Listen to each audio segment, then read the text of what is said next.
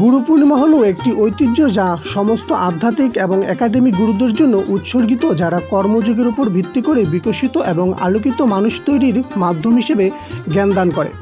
এটি বাংলাদেশ, ভারত, নেপাল ও ভুটানের হিন্দু, জৈন ও বৌদ্ধ ধর্মাবলম্বীরা একটি উৎসব হিসেবে পালন করে।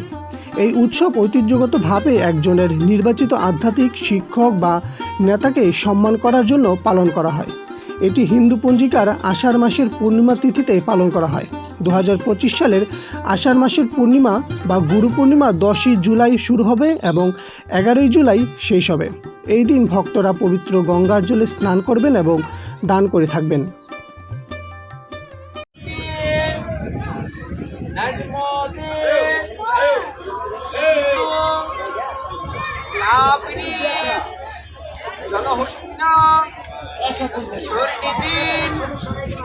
গুরু নম অপবিত্র পবিত্র সর্বমস্তং কৃপা যশরীর কুণ্ডরিকাক্ষ সভাজ্য অভ্যন্তর সূচি নম কুরুক্ষেত্র গয়া গঙ্গা প্রবাস পুষ্করাণী চ তীর্থির্মিতানি পূর্ণানি স্নানকালে ভবন্তীয় নমো হরি নমো হরি নমো হরি নমো বিষ্ণু।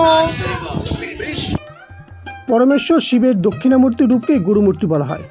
সপ্তঋষি ব্রহ্মা ও বিষ্ণুসহ সমস্ত দেবতারা এই মাসের পূর্ণিমা তিথিতে মহাদেবের কাছে পরম জ্ঞান লাভ করেন।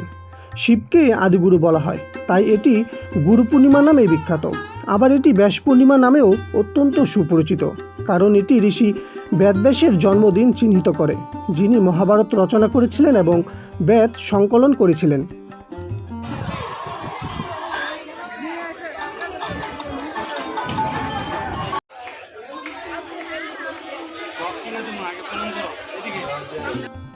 বাংলাদেশের সনাতন ধর্মাবলম্বীদের মহা তীর্থভূমি নারায়ণগঞ্জ জেলার বন্দর থানার লাঙ্গলবন্ধ গুরু পূর্ণিমা উপলক্ষে ব্রহ্মপুত্র নদীর জলে গুরু পূর্ণিমার স্নান অনুষ্ঠিত হয়ে থাকে। টানা কয়েকদিনের বৃষ্টির কারণে লাঙ্গলবন্ধ আজ ভক্তশূন্য, অথচ বিগত বছরগুলোর পরিবেশ স্বাভাবিক থাকার কারণে লাঙ্গলবন্ধের স্নানঘাট ও আশেপাশের খালি জায়গাগুলোতে ছিল ভক্ত ও দর্শনার্থীদের পথচারণায় মুখর। লাঙ্গলবন্ধের স্নানঘাট হিসেবে প্রায় 20 থেকে 25টি স্নানঘাট রয়েছে, যার প্রতিটি স্নানের জন্য ভক্তের ভিড় নেই বললেই চলে।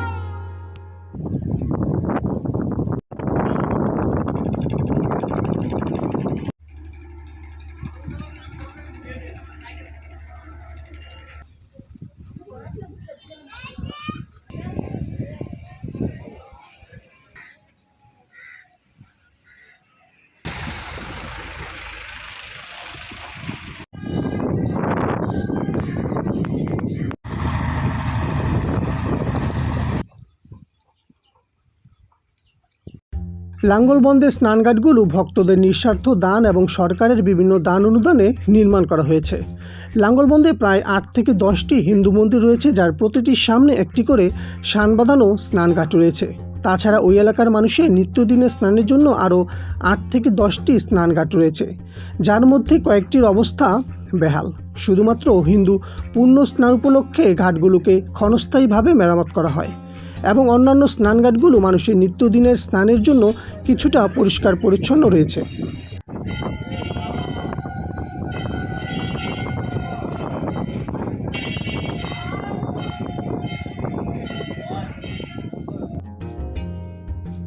গুরু পূর্ণিমা উপলক্ষে সকাল থেকে দুপুর পর্যন্ত লাঙ্গলবন্ধ এলাকায় ভক্ত ও সাধারণ দর্শনার্থীদের সংখ্যা নেই বললেই চলে।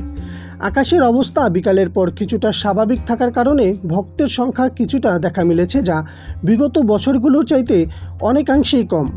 উৎসব উপলক্ষে গান্ধীঘাট, প্রেমতলা এবং ব্রহ্ম মন্দিরে ভক্তদের জন্য খিচুড়ি প্রসাদের ব্যবস্থা করা হয়েছে। প্রতি বছর তারা ভক্তদের জন্য বিনামূল্যে এই খিচুড়ি প্রসাদের ব্যবস্থা করে থাকেন।